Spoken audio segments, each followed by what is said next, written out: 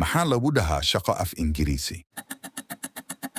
Work baro 10 eray Ingiriisi maalin walbo. Maxaa lagu dhahaa lacag af Ingiriisi? Money maxaa lagu dhahaa waqti af Ingiriisi?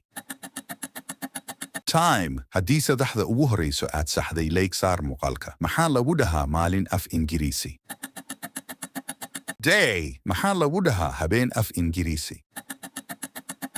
Night maxaa lagu dhahaa magaalo af Ingiriisi? City maxaa lagu dhahaa tuulo af Ingiriisi? Village maxaa lagu dhahaa caafimaad af Ingiriisi? Health maxaa lagu dhahaa dhibaato af Ingiriisi? Problem maxaa lagu dhahaa farxad af Ingiriisi? Happy mida ugu dambayso maxaa lagu dhahaa murugo af Ingiriisi? haddaad jawaabta taqaanid nagu soo qor qaybta falada mahadsanid.